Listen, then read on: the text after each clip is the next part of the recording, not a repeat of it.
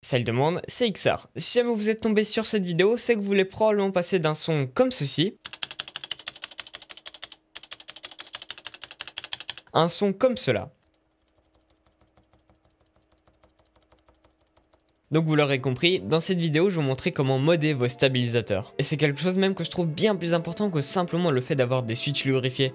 Puisqu'autant si jamais vous avez des switches lub, et ben si votre barre d'espace fait un boucan comme pas possible, bah ça sert clairement à rien. Donc personnellement je préférais bien plus avoir simplement des stabilisateurs lubrifiés sans forcément les switches, plutôt qu'avoir l'inverse et avoir un boucan comme pas possible au niveau de la barre d'espace et des autres stabilisateurs. Bien sûr, comme à chaque début de vidéo, je vous invite aussi à vous abonner à la chaîne si ce n'est pas encore fait, puisque ça aide énormément, et on se retrouve juste après le sponsor de cette vidéo. Cette vidéo est sponsorisée par Cdkdeals. Sur Cdkdeals, vous allez trouver différentes licences pour des jeux, mais également des logiciels, et surtout Windows 10 Pro que vous pourrez avoir pour 2,95€ avec un petit code promo. Donc pour ceux qui s'intéressent, c'est en description. Une fois sur le site, vous créez un compte, vous cliquez sur acheter maintenant, et vous pourrez appliquer mon code promo XR20. Et comme ça, vous allez avoir 35% de réduction, et vous allez payer la clé que 12,95€. A savoir également pour l'instant, ces clés fonctionnent également sur Windows 11. Une fois que vous avez finalisé votre commande, vous allez recevoir la clé sur votre compte. Maintenant pour activer la clé, rendez-vous dans vos paramètres Windows puis dans activation et vous pourrez rentrer votre clé. Et voilà, je vous souhaite une bonne vidéo.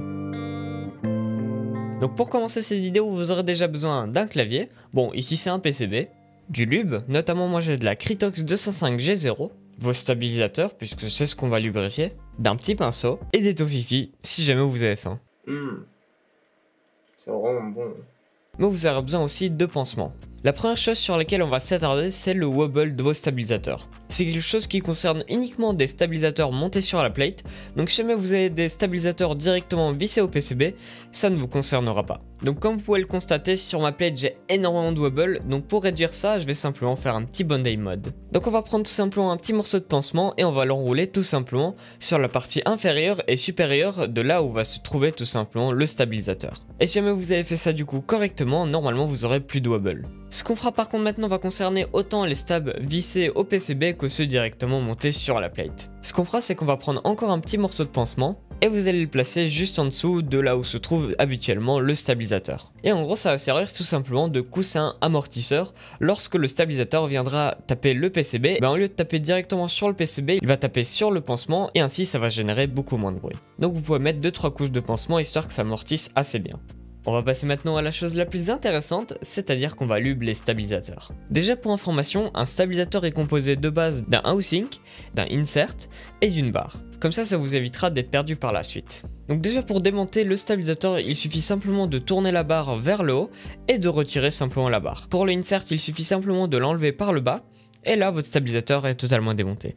Également pour vous aider, vous pourrez aussi utiliser un pick-up tool mais c'est absolument pas obligatoire. Donc vous allez prendre maintenant une petite quantité de lube et vous allez l'appliquer sur les 4 faces du insert. Vous pourrez aussi en mettre à l'intérieur, là où va se loger la barre. Pour le housing, c'est assez similaire. Vous allez prendre à nouveau une petite quantité de lube et vous allez l'appliquer sur les 4 côtés. Concernant la barre, il y aura peut-être un peu plus de choses à faire. Déjà premièrement, il faudra vérifier si elle est totalement droite. Donc vous allez la placer sur une surface complètement plate, comme un bureau, et vous allez la tenir d'un côté et venir tapoter de l'autre côté. Si jamais il y a du jeu, c'est qu'elle n'est pas totalement droite. Donc vous allez venir légèrement la plier avec votre pouce, sans trop forcer. Franchement, allez-y mollo pour éviter vraiment de l'endommager, et vous réessayez jusqu'à ce qu'elle soit totalement droite. Puisque le problème, si elle n'est pas totalement droite, elle risque de provoquer du bruit en plus. Et ça, on va éviter. Alors contrairement à beaucoup de gens, moi pour ma part je lubrifie absolument pas les barres. Ce que je fais c'est que je prends un tout petit morceau de pansement histoire de faire simplement 1 ou 2 tours et je le mets sur les 2 extrémités de la barre. Mais par contre veillez vraiment à faire attention à ne pas mettre un trop gros morceau puisque si jamais c'est trop épais, ça va simplement pas entrer dans le reste du stabilisateur. Donc comme je vous ai dit, moi je fais simplement 1 ou 2 tours avec un pansement très fin et ça suffit largement. Mais donc voilà, c'est tout pour ce tutoriel. J'espère en tout cas qu'il vous aura plu et qu'il vous aura aidé. Si c'est le cas, pensez à me le faire savoir avec un petit pouce vers le haut et également avec un petit abonnement, c'est gratuit. Donc ici je vous ai déjà préparé un premier tutoriel, je compte encore probablement en réaliser un autre sur le lube des switches. Donc si ça vous intéresse vraiment, dites-le moi en commentaire. Mais bref, on va arriver du coup vers la fin de la vidéo. Pensez à rejoindre mon serveur Discord qui se trouve en description, et également mon Twitter qui est toujours juste en dessous. Également un petit abonnement et un like, ça fait vraiment plaisir. Et puis sur ce, je vous dis à une prochaine vidéo. Allez, ciao tout le monde, c'était XR.